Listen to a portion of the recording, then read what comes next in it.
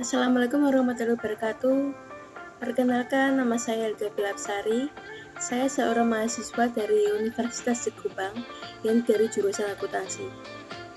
Pada kesempatan kali ini, saya akan mempresentasikan mengenai etika ekonomi dan bisnis, khususnya pada tentang prinsip-prinsip dasar ekonomi sendiri, prinsip-prinsip dasar dari etikanya itu sendiri, terus bagaimana ancaman dari etikanya itu sendiri, serta saya akan memberikan cara pencegahannya.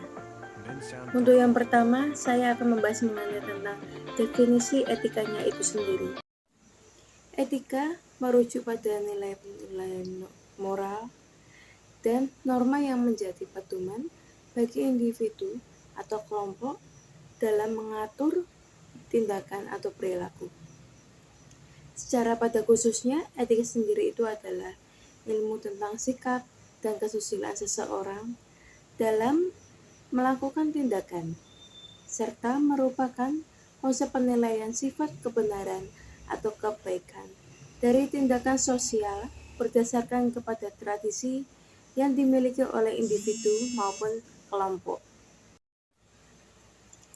Etika sendiri juga memiliki beberapa karakteristik yang pada umumnya harus kita kenali.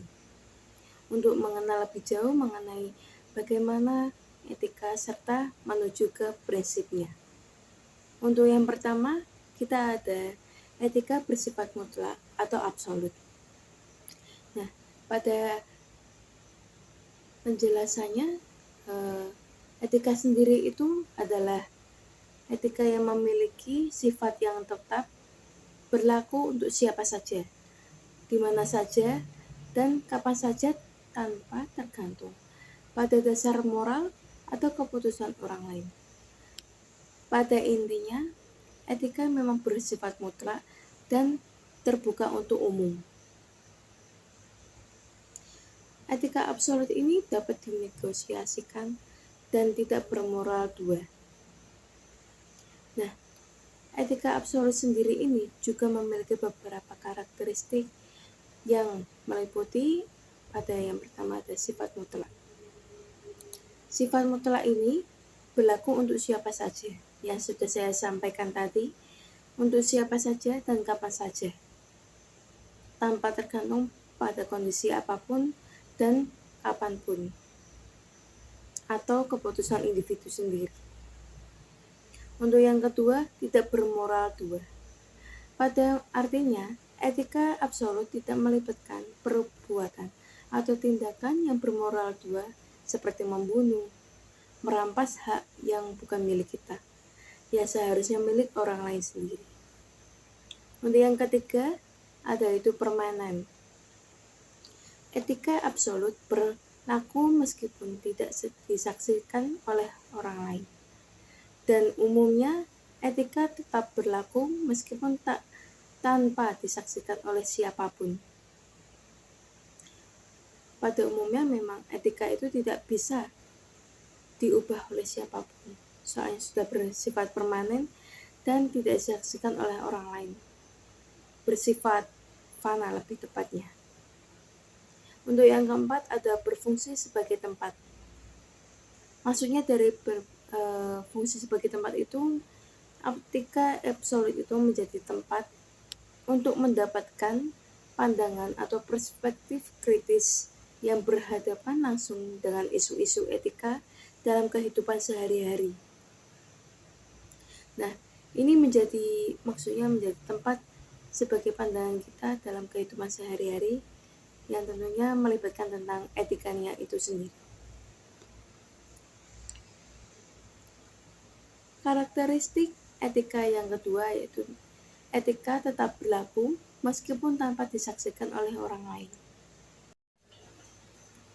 Etika tetap berlaku meskipun tanpa disaksikan oleh orang lain adalah etika yang memiliki sifat mutlak atau absolut, yang berlaku untuk siapa saja, di mana saja, dan kapan saja, tanpa tergantung pada dasar moral atau keputusan dari orang lain.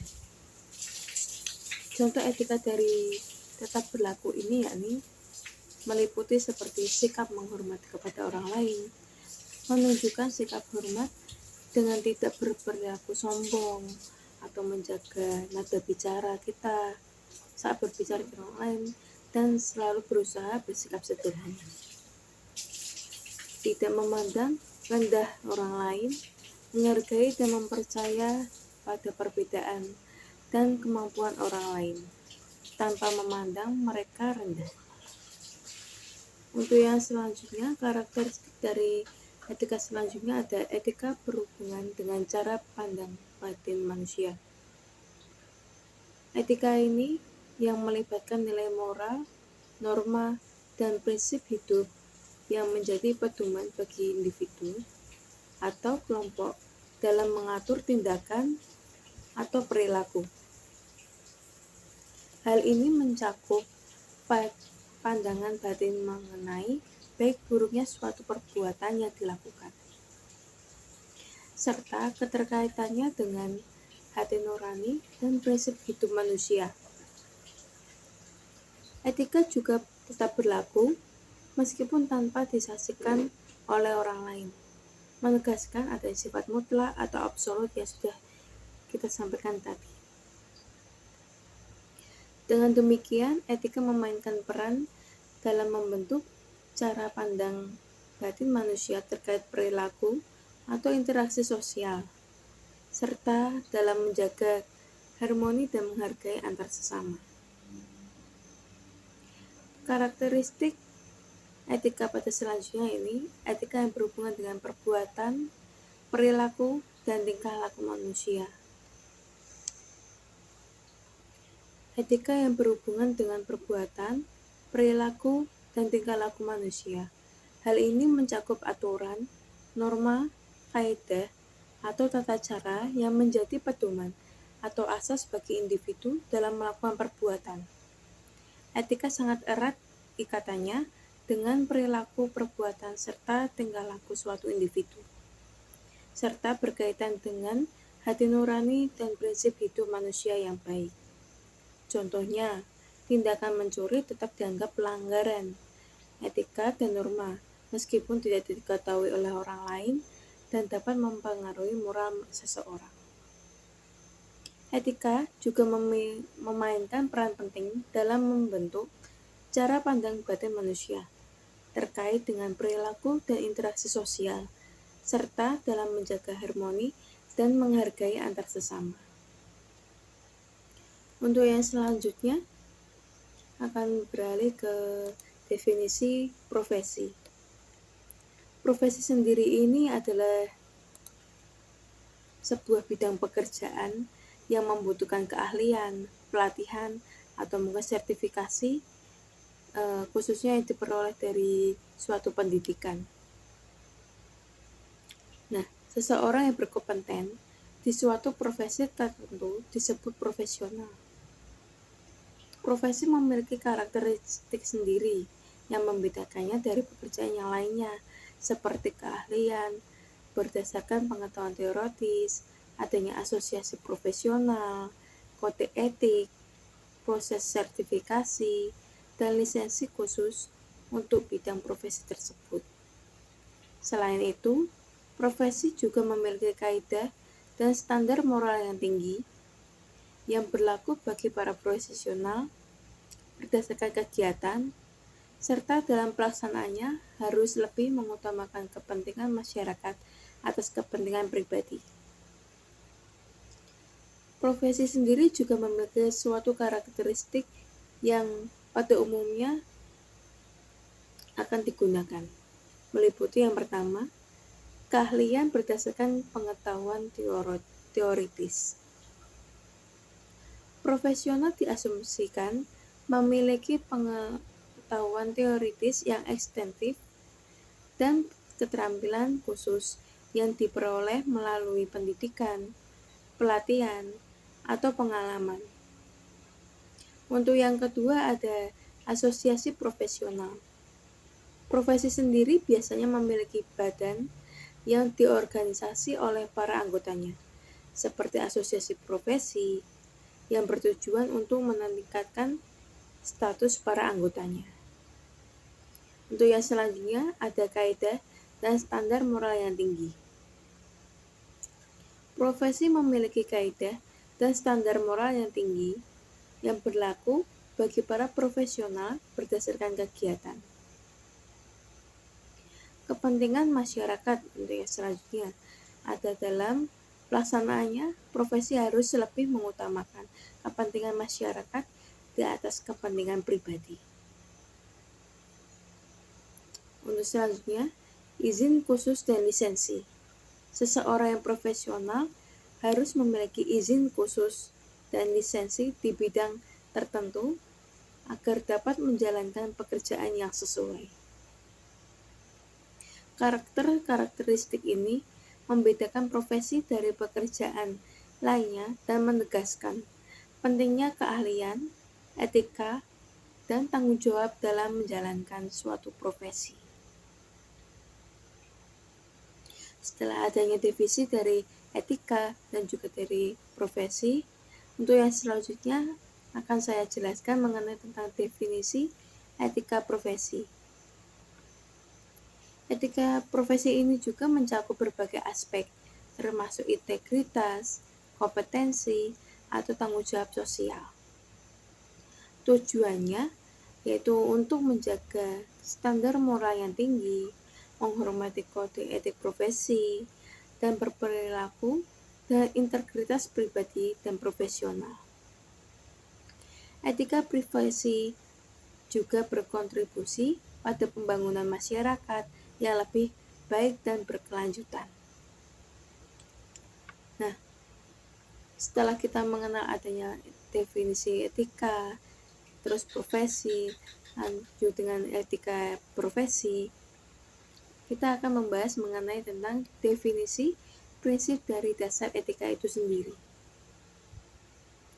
Prinsip dasar etika itu sendiri yakni seperangkat nilai dan prinsip yang mengatur perilaku manusia dalam berinteraksi dengan orang lain dan lingkungan sekitarnya. Meskipun prinsip-prinsip ini dapat bervariasi tergantung pada bidang profesi yang bersangkutan, ada beberapa prinsip dasar umum yang sering diterapkan. Berikut adalah beberapa prinsip dasar etika profesi.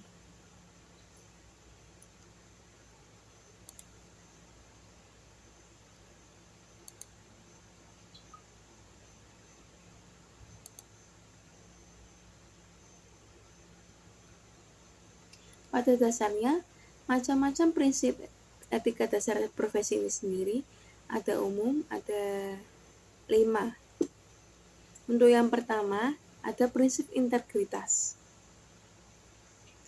Prinsip integritas ini adalah dalam etika profesi menekankan pentingnya kejujuran, konsistensi, dan menjaga standar moral yang tinggi dalam berperilaku dan tindakan profesional.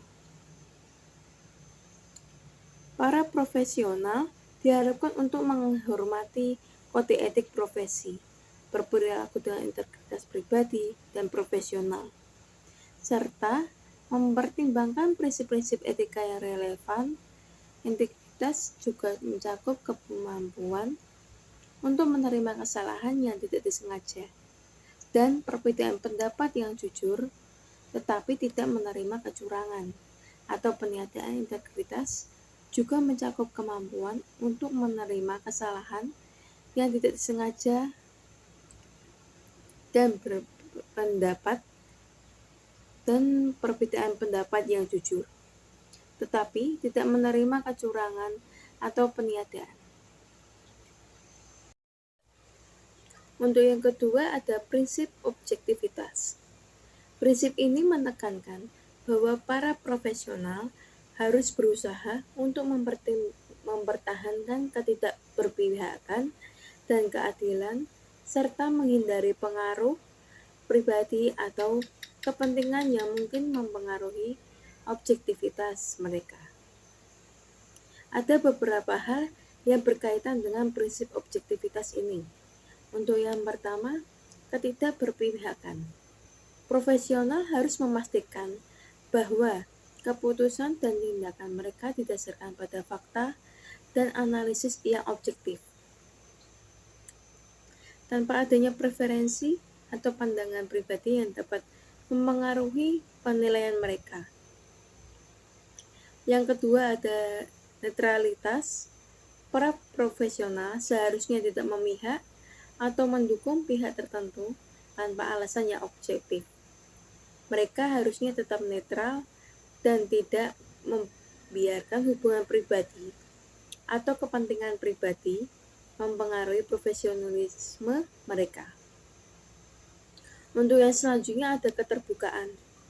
Profesional memang harus bersedia membuka diri terhadap informasi yang relevan dan menerima masukan dari berbagai sumber. Hal ini tentunya membantu memastikan bahwa penilaian dan keputusan mereka didasarkan pada pemahaman menyeluruh terhadap situasi atau masalah yang dihadapi.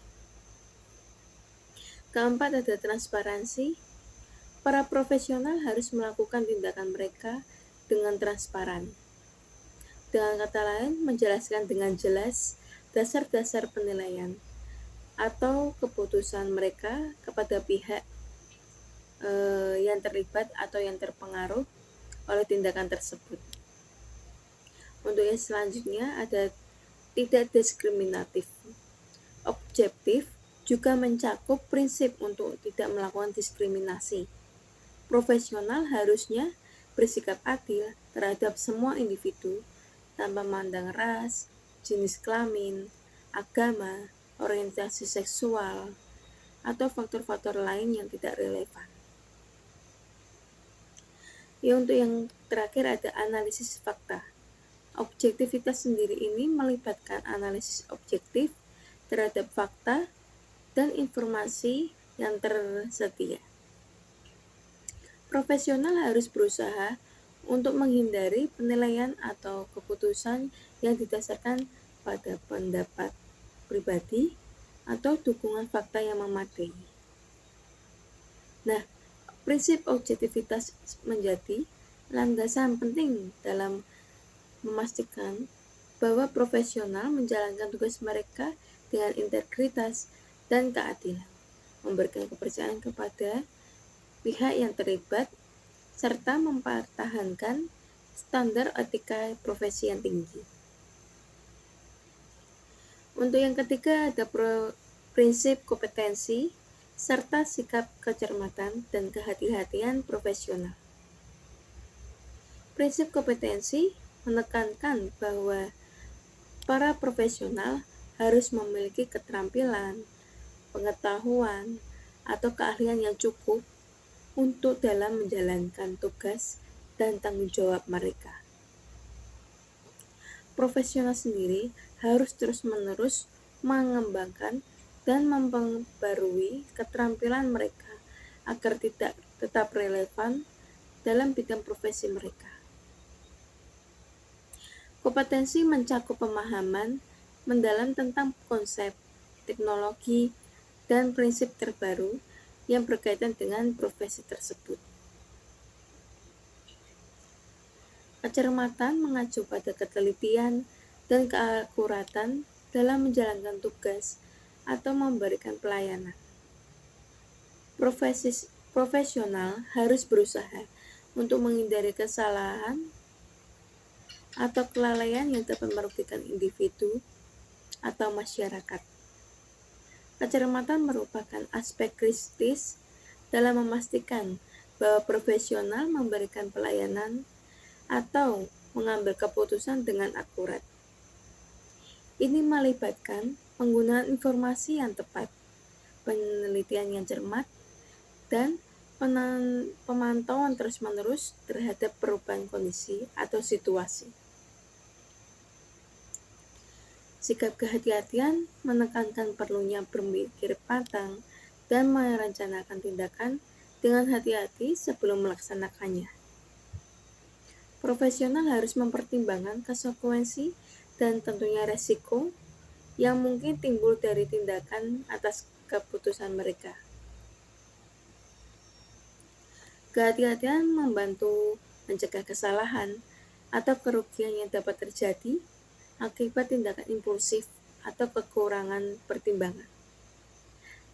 Profesional harus memahami dampak dari keputusan mereka dan berusaha untuk meminimalkan risiko yang mungkin timbul. Kombinasi dari prinsip kompetensi, kecermatan, dan kehati-hatian membentuk landasan kuat untuk praktik profesi yang etis dan berkualitas tinggi. Profesional yang mengamalkan prinsip-prinsip ini akan cenderung memberikan pelayanan yang lebih baik, menghindari konsekuensi negatif, dan mempertahankan standar etika yang tinggi dalam melaksanakan tugas mereka. Untuk yang keempat ada prinsip kerahasiaan. Prinsip kerahasiaan itu sendiri menekankan perlunya menjaga dan melindungi informasi yang diberikan atau yang diakses oleh para profesional, sehingga tidak dapat diungkapkan kepada pihak yang tidak berwenang. Prinsip kerahasiaan ini sendiri adalah sebuah komitmen untuk menjaga dan melindungi informasi pribadi, rahasia, atau sensitif dari akses atau pengungkapannya tidak sah. Prinsip kerahasiaan membangun kepercayaan antara profesional atau individu kelompok yang mereka layani. Kepercayaan ini mendasar dalam hubungan profesional dan penting untuk memberikan pelayanan yang efektif. Prinsip ini membantu menjaga privasi individu atau kelompok yang mungkin terlibat dalam interaksi dengan para profesional. Privasi merupakan hak yang harus dihormati dan dilindungi. Pada contoh penerapan bidang prinsip kerahasiaan ini, salah satunya seperti dalam bidang kesehatan atau profesional kesehatan yang berkewajiban untuk menjaga kerahasiaan rekam medis pasien. Mereka tidak boleh mengungkapkan informasi medis tanpa izin pasien, kecuali dalam situasi tertentu yang diizinkan oleh hukum. Nah, dalam bidang hukum sendiri, advokat memiliki kewajiban untuk menjaga kerahasiaan informasi yang diterima oleh klien. Mereka tidak boleh mengungkapkan informasi klien tanpa izin klien itu sendiri, kecuali kalau dalam keadaan yang diizinkan atau diperlukan oleh hukum. Dalam bidang bisnis dan keuangan pun, profesional di bidang keuangan memiliki tanggung jawab untuk menjaga kerahasiaan informasi keuangan klien atau perusahaan yang mereka layani. Mereka harus menghindari konflik kepentingan dan menjaga kerahasiaan data yang dapat berdampak pada keputusan investasi atau bisnis. Prinsip kerahasiaan bukan hanya menyangkut aspek kehukum, tetapi juga menciptakan lingkungan di mana individu merasa aman untuk berbagi informasi yang diperlukan untuk pelayanan atau konsultasi profesional. Dalam melindungi kerahasiaan adalah bagian integral dari etika profesi dalam membangun dan memelihara hubungan yang saling percaya antara profesional dan pihak yang dilayaninya. Untuk yang selanjutnya, ada prinsip perilaku profesional. Prinsip perilaku profesional ini sendiri juga merujuk pada seperangkat norma dan standar etika yang mengatur tindakan atau sikap para profesional dalam menjalankan tugas dan tanggung jawab mereka. Prinsip ini mencakup aspek-aspek seperti integritas, rasa tanggung jawab, dan kewajiban moral. Prinsip perilaku profesional merujuk pada seperangkat norma dan standar etika yang mengatur tindakan dan sikap para profesional dalam menjaga tugas dan tanggung jawab mereka. Prinsip ini mencakup aspek-aspek seperti integritas, rasa tanggung jawab, dan kewajiban moral. Untuk yang berikutnya, yakni macam-macam prinsip etika yang berdasarkan menurut Chows Round Table dalam Alois A. Nugroho tahun 2001. Beberapa prinsip etika yang dijelaskan oleh beliau antara lain seperti tanggung jawab kepada bisnis, dampak ekonomis dan sosial bisnis, sikap hormat bagi lingkungan alam, perilaku bisnis, kegiatan bisnis kedepannya bagaimana di masa depan nanti, atau sikap menghormati aturan, dukungan bagi perdagangan multilateral.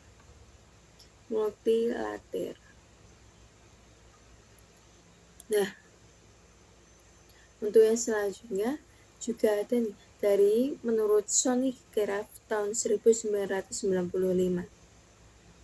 Di sini ada 5 prinsip etika bisnis yang dapat dijadikan titik tolak pedoman perilaku dalam menjalankan praktik bisnis, antara lain seperti prinsip otonomi, prinsip kejujuran, lalu ada prinsip keadilan, prinsip saling menguntungkan, prinsip integritas moral. Prinsip otonomi sendiri yaitu menghormati otonomi individu dan memberikan kebebasan dalam pengambilan keputusan terkait dengan profesi atau penelitian.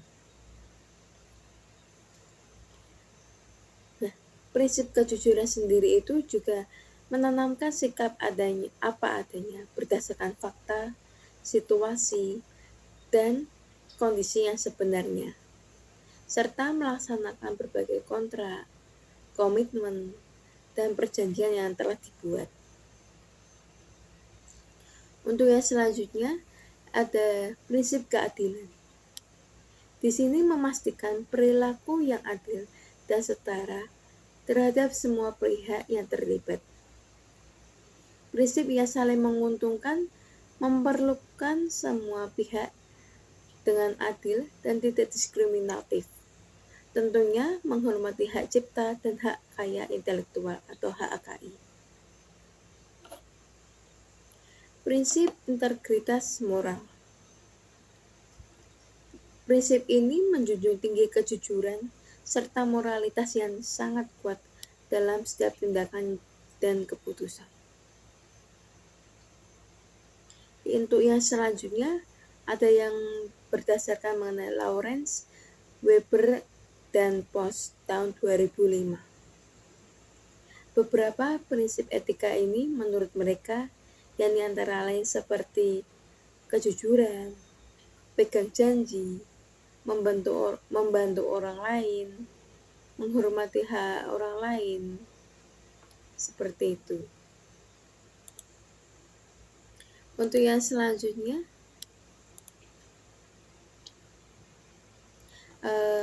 dalam suatu prinsip etika itu sendiri, menurut dari Lawrence, Weber, and Post tahun 2005, terdapat beberapa penyimpangan yang terjadi dari prinsip etika itu tersebut. Untuk yang pertama bisa berbohong, mencuri, menipu, atau membahayakan atau merugikan orang lain itu sendiri.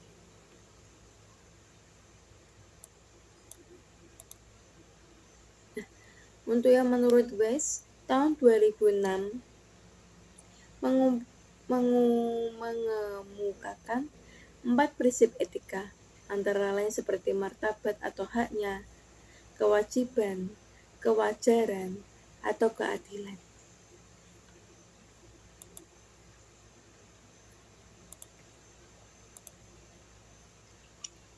Untuk yang selanjutnya,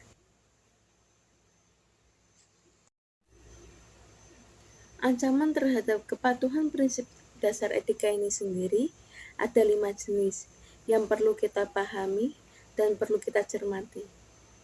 Untuk yang pertama ada ancaman kepentingan pribadi, yang kedua ada ancaman telaah pribadi, yang ketiga ada ancaman advokasi, keempat ada ancaman kedekatan, dan kelima ada ancaman intimidasi. Untuk yang pertama, ancaman kepentingan pribadi ini sendiri yakni sebuah ancaman yang berupa kepentingan keuangan atau kepentingan lain yang akan mempengaruhi pertimbangan. Nah, atau yang secara tidak tepat.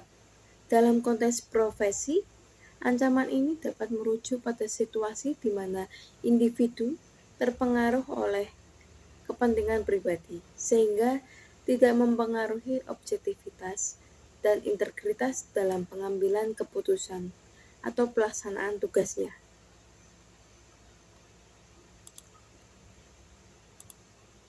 Untuk yang kedua, ada tadi ancaman telaah pribadi. Ancaman telaah pribadi ini sendiri adalah sebuah ancaman ketika akuntan tidak dapat secara tepat melakukan evaluasi atau pertimbangan yang telah dibuatnya. Dengan kata lain, aktivitas yang dilakukan oleh akuntan dalam suatu organisasi atau tempatnya bekerja yang diandalkan oleh akuntan ketika membuat sebuah pertimbangan sehingga menjadi sebuah bagian dari pelaksanaan aktivitas yang sedang diberikan. Untuk yang selanjutnya ada ancaman dari advokasi. Ancaman advokasi sendiri ini adalah sebuah ancaman yang terjadi ketika akuntan mendukung posisi klien atau organisasi tempatnya bekerja sampai pada titik yang dapat mengurangi objektivitasnya. Nah, ancaman advokasi ini sendiri terjadi ketika seseorang mendukung posisi klien atau organisasi hingga pada titik yang dapat mengurangi objektivitasnya. Dalam konteks profesi, ancaman ini dapat mempengaruhi kemampuan seseorang untuk melakukan evaluasi secara objektif atau pertimbangan yang telah dibuatnya atau aktivitas yang dilakukan sebagai bagian dari profesi yang dapat mengurangi objektivitasnya. Dengan kata lain, ancaman advokasi ini sendiri menjadi sebuah ancaman yang mempengaruhi kemampuan seseorang itu sendiri untuk melalui evaluasi, sehingga kemungkinan bisa menjadi penghambat untuk seseorang atau klien itu mengevaluasi secara objektif, yang tentunya atas pertimbangan yang telah dibuatnya atau aktivitas yang dilakukan sebagai bagian dari profesi yang dapat mengurangi objektivitasnya. Untuk yang selanjutnya, itu ada ancaman dari kedekatan.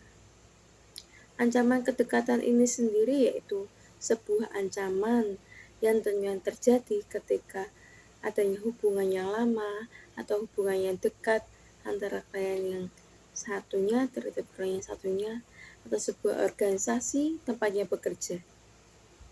Akuntan terlalu bersimpati pada kepentingan klien atau organisasi yang tentunya tempatnya bekerja atau terlihat lebih mudah menerima hasil pekerjaan mereka.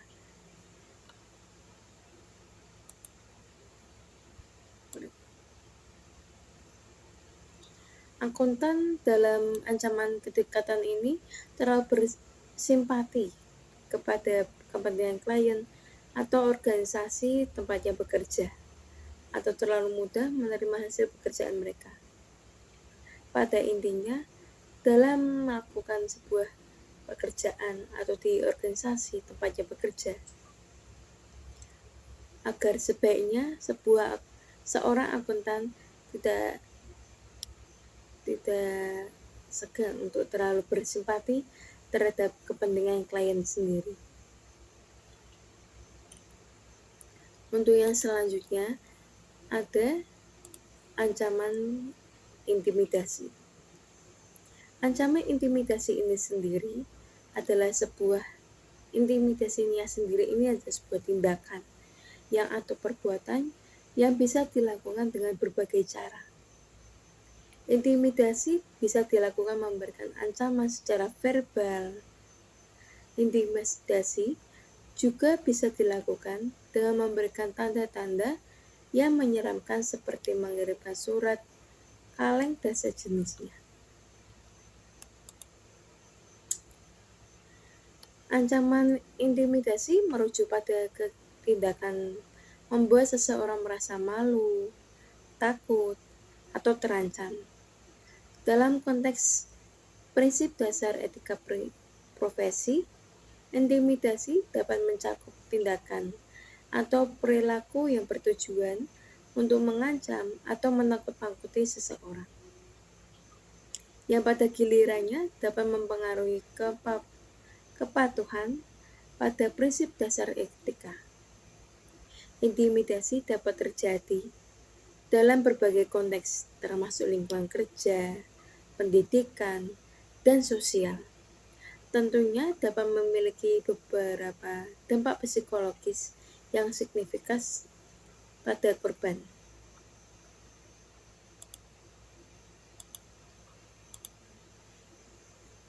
Untuk yang selanjutnya, kita akan beralih kepada pencegahannya. Pencegahan yang dibuat oleh profesi atau perundang-undangan atau mungkin peraturan itu mencakup sebuah beberapa pencegahan. Sekitar ada 6 ada pencegahan yang tentunya agar mencegah untuk kita tidak melakukan ancaman, tidak terkena ancaman itu. Untuk yang pertama ada persyaratan pendidikan, pelatihan, dan pengalaman untuk memasuki profesi. Tentunya syarat ini digunakan bertujuan untuk mendapatkan suatu sertifikat yang tentunya mempermudah kita untuk memasuki sebuah profesi.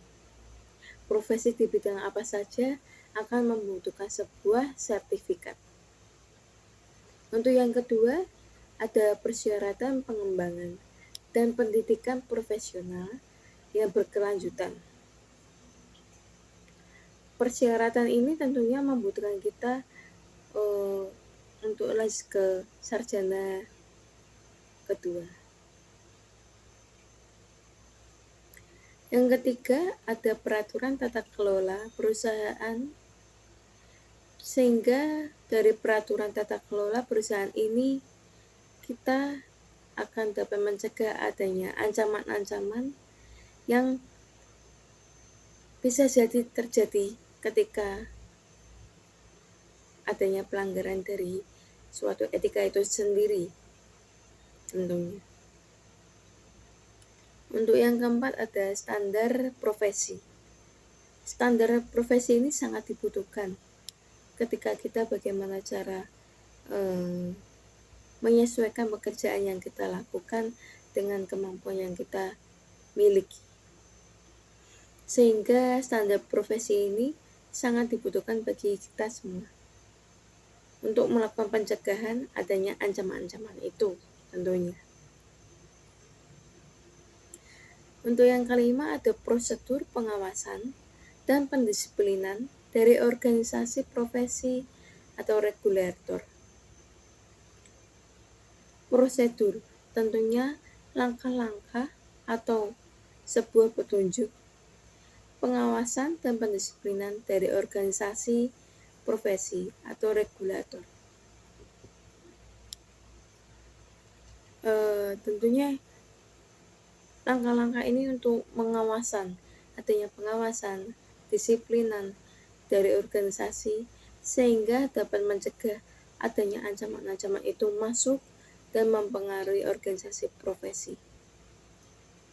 Penelaahan eksternal oleh pihak ketiga yang diberikan kewenangan hukum atas laporan, komunikasi, atau informasi yang dilaksanakan oleh praktisi. Maaf.